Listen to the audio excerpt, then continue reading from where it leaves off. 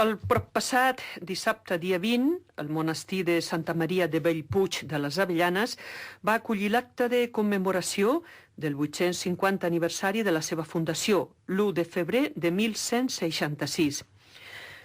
Anem a conèixer moltes més coses d'aquest monestir i de la seva importància en el context del nostre bisbat d'Urgell. Parlem-ne amb en Robert Porta, director del monestir de les Avellanes. Bona nit, Robert.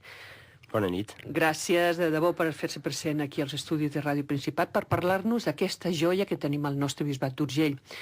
I volem que els nostres oients la coneguin i que vostè ens la presenti. En fi, tot el que puguem conèixer doncs ens plaurà molt.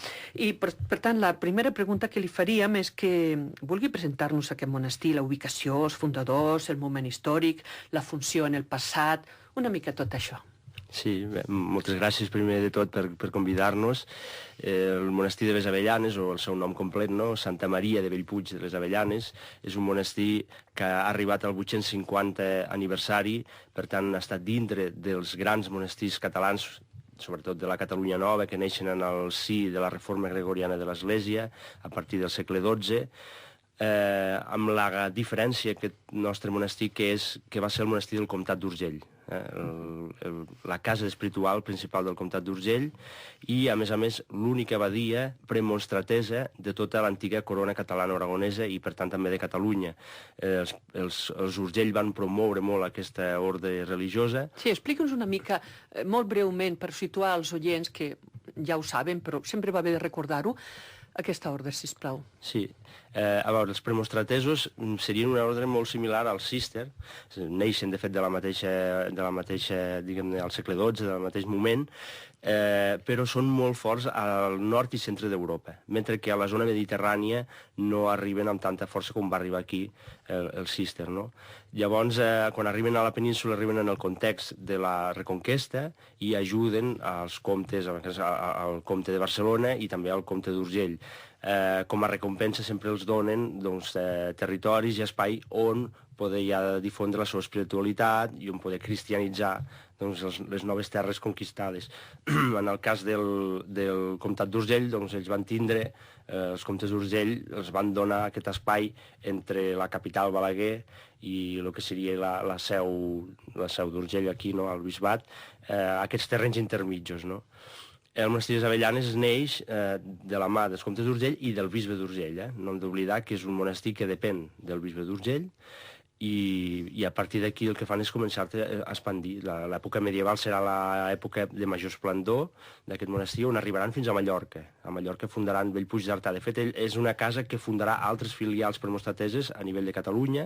En trobarem a Bellpuig d'Urgell, en trobarem a Fondarella, a Bonrepòs, i en trobarem a Mallorca, on encara avui es conserven les ruïnes, a Artà. Per tant, també seran artífecs de la repoblació de tots aquests territoris i de la cristianització de tots aquests territoris. Els orígens del monestir de les Avellanes estan a l'1 de febrer de 1166 en una petita cova que avui és l'ermita del Sant Cap, que serà el Bellpuig, el vell que en comentàvem, i a partir del 30 de setembre del mateix any, per una qüestió de facilitats de vida, es traslladaran al lloc on està avui el nostre monestir i on neixerà la construcció que tenim avui. Hi ha un claustre romànic, una església gòtica, la sala capitular, i es partix d'una construcció típica d'un monestir medieval. Què passarà? Que com és un monestir vinculat al comtat d'Urgell, els seus patrons són els comtes d'Urgell, una vegada desaparegui aquest comtat, doncs el monestir caurà en decadència, no? Però durant aquest període penseu que una de les riqueses que té aquesta casa és que té el panteó comtal dels comtes d'Urgell, o, per exemple, relíquies, com la relíquia del Sant Cap o la Santa Sandàlia de la Mare de Déu, que són de les relíquies més importants de la demarcació de Lleida. Expliqui'ns aquestes dues, sisplau. Sí. El Sant Cap. Clar, una de les missions del monestir, clar, en època feudal, en època medieval, han de fer d'administradors del territori, ens hem de posar en aquest context, però l'altre és el que comentàvem, cristianització i portar tot el que és la religiositat d'aquest territori.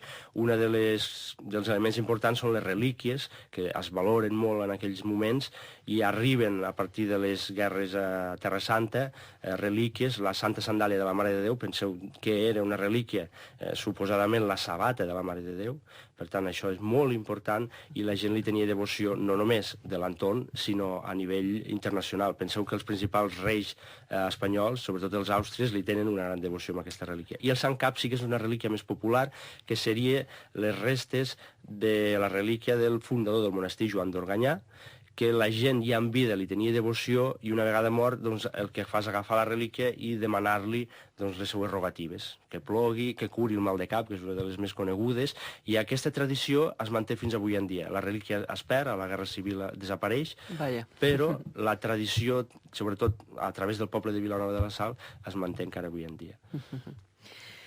I parlant d'avui en dia, de l'actualitat, com funciona i quina missió té aquest monestir? Com desenvolupa la seva tasca actual? Qui són els que hi habiten? Tot això, expliqui'ns-ho.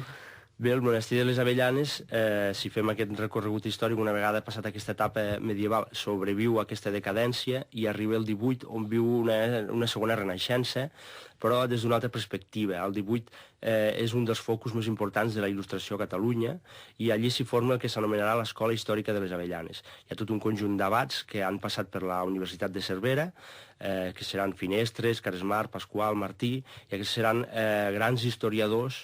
De fet, són introductors de la historiografia moderna a Catalunya i que faran un gran llegat no només en l'aspecte religiós, sinó també en aquest aspecte cultural i històric a les Avellanes. Malauradament, la desamortització farà perdre tot això. Tota la biblioteca avui està disgregada i bona part del seu llegat, i entre altres coses també bona part del patrimoni del monestir, com són els sepulcres dels comtes d'Urgell, la Mare de Déu de Gòtica, etc. I no serà, i d'aquí va ja l'etapa actual, no serà fins a 1910 que arriba una nova família religiosa, que són els maristes. Els maristes fugiran de la setmana tràgica a Barcelona, en què els hauran cremat la seva casa a Sant Andreu, i buscaran una casa tranquil·la, aïllada, monacal, i es troben a Avellanes, un monestir ja en ruïnes, que ells el rescataran d'aquestes ruïnes i el transformaran en funció, el transformen en seminari marista. I només 2 punts, ha estat la casa on s'han format més germans maristes del món. L'actual superior general marista està format a les Avellanes, per tant és una casa amb gran estima per als germans, on hi tenen enterrats beats, que van morir des de 1909 a 1939, malauradament per les guerres, i que avui, i ho podem dir així, ells ho diuen així, és la casa pairada dels maristes a Catalunya. Per tant, és una casa important per la congregació actual. Què passarà? Que a partir de 1994 la casa perd la seva funció de seminari, els seminaristes ja han baixat en nombre i canvia tota aquesta perspectiva, i els germans es replantegen què fem d'aquesta casa. I en aquesta pregunta que es fan obren el projecte actual, i el projecte actual no és res més que un monestir de portes obertes al servei de la pròpia comunitat, de la fe, de les persones, de la cultura i del territori. Aquest és el lema actual. I, per tant, tothom hi pot accedir per fer una visita, per conèixer-lo de prop. Explica'ns una mica la dinàmica que se segueix en aquests casos. Sí, parteixo d'això que el model actual del monestir sorgeix de la seva pròpia identitat, no hem suplantat res. Partim de la identitat del propi monestir, en què ja és una casa emblemàtica pel territori, és una casa evidentment importantíssima per la congregació que hi ha, i l'únic que fan és obrim-ho i oferim serveis al nou peregrí d'avui, que li podem dir turista, o li podem dir viatjant, la persona que passa i que ens vol visitar i conèixer la nostra realitat. Què oferim? Oferim una hostatgeria monàstica de 37 habitacions dobles, que qualsevol persona pot utilitzar lliurement, d'acord al fet que està en un monestir. Hi ha una casa d'espiritualitat, que significa que hi ha aquelles persones que busquen alguna cosa més i que conviuran amb la comunitat marista. Actualment el monestir de Avellanes és l'epicentre del monestir, evidentment són 19 germans maristes amb 2 comunitats. La comunitat dels germans grans, que té el servei d'infermeria, que es cuida de tot l'entorn, sí, sí, i la comunitat dels germans que fan l'acollida d'aquestes persones que volen vindre, fan les visites guiades, per exemple, o volen conviure amb ells. A la casa espiritualitat es comparteixen els àpats amb la comunitat, etc. Què més hi tenim? Hi tenim, evidentment, un restaurant, perquè el restaurant va lligat al fet de tindre els hostes. Hi ha totes les antigues sales del monestir, actualment s'utilitzen per a grups, per a activitats, molts grups escolars ja, però també... Quina cabuda hi tindríem? La cabuda de les sales són unes 200 persones aproximadament, la sala més gran.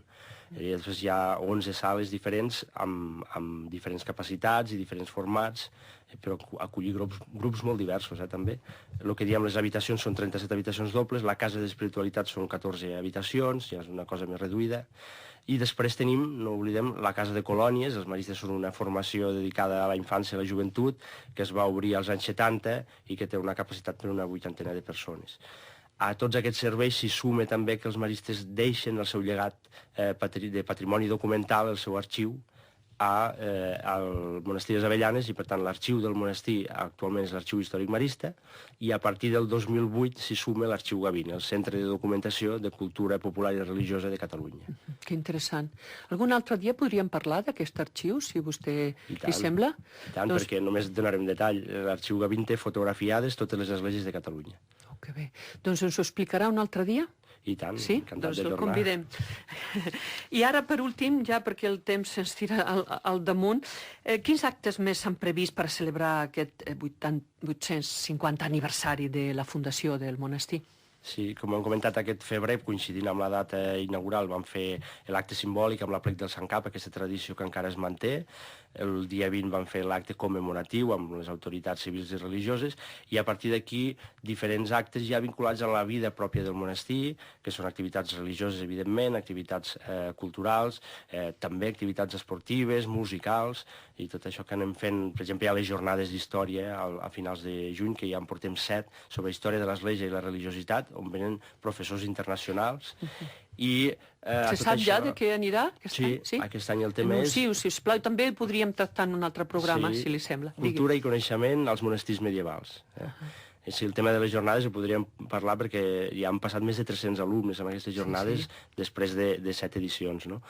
I finalment sí que m'agradaria destacar és que enguany restaurarem el claustre romànic, que és la joia més antiga que tenim al monestir en quant a patrimoni.